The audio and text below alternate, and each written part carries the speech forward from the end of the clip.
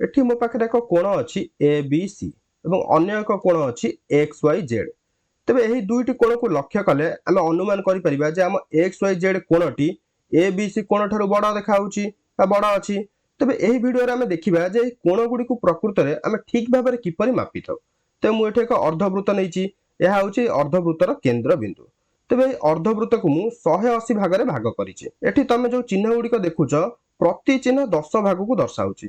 प्रकृत रे यह होछि एक ज्यामितिक यंत्र जहा को आमे प्रोट्रैक्टर बोली कहिथौ।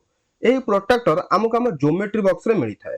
तेबे तमे प्रोट्रैक्टर देखिथिबो, प्रोट्रैक्टर रे दक्षिण पार्श्व रु वाम पार्श्व को 0 रु 180 पर्यंत लेखा होइथाय एवं वाम पार्श्व रु दक्षिण पार्श्व को मध्य 0 रु 180 पर्यंत लेखा होइथाय। किंतु मु एठी केवल दक्षिण पार्श्व रु वाम पार्श्व को 0 रु 180 पर्यंत लिखिछि।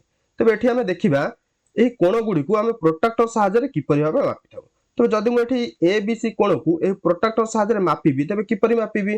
तेबे प्रथमे आमे एही कोणर शीर्ष बिंदु बी बिंदु को आमे एही केंद्र बिंदु ऊपर रखिबा एवं यार गोटिए बाहु को आमे 0 डिग्री सहित मेल करके रखिबा एवं देखिबा जे अन्य बाहुटी हम प्रोट्रैक्टर केउ जगह रे छेद कला। तेबे देखो हम प्रोट्रैक्टर एही जगह रे छेद कला। तेबे एठी केते लेखा आइछि? एठी 50 लेखा आइछि। अर्थात आमे कहि परिबा जे हम ए बी सी कोणर माप होउछि 50 डिग्री। तेबे डिग्री को आमे एही भली चिन्ह द्वारा दर्शाइतौ। या पर आमे एक्स वाई जेड कोण को मापिबा।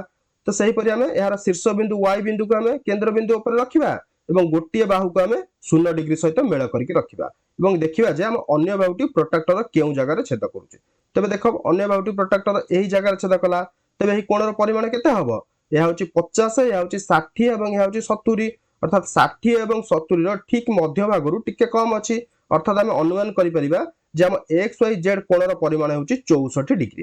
किंतु जदि तमे प्रोट्रैक्टर व्यवहार करिवो, प्रोट्रैक्टर रो प्रत्येक जगह रे छोट छोट चिन्ह दिया हिथिबो जहा द्वारा कि तमे कोणर ठीक माप कहि परिबो। ठीक अछि। या पर आमे देखिबा जे हम 0 डिग्री कोण काहा को कुआ जायथाय। तेबे एठी देखो मु एक रश्मि अंकन करिछि एवं एठी एक बिंदु नै कि यार नाम एन देइछि एवं एठी आउ एक बिंदु नै कि यार नाम टी देइछि। तेबे आमे जानिचंदी गोटिए कोण रे दुईटी बाहु थाए। तेबे 0 डिग्री कोण रे गोटिए बाहु ऊपर आउ गोटिए बाहु आसी जायथाय एही भलिया भाबरे। तेबे एठी जदि मु एक बिंदु नै कि यार नाम आई देबी तेबे आमे कहि परिबा जे आई एन टी कोणर परिमाण होउछि 0 डिग्री। या पर आमे देखिबा जे गोटिए कोणर शीर्ष बिंदु को जदि आमे यार केंद्र बिंदु ऊपर रखिबा एवं गोटिए बाहु को 0 डिग्री सहित मेल करके रखिबा एवं सही कोणर अन्य बाहुटी जदि हम प्रोट्रैक्टर 90 लेखा आइतबा जगह रे छेद कला एही भली भाबे तेबे सही कोण को आमे समकोण बोली कहिबा। तेबे एठी एल एम एन कोण हेउछि समकोण।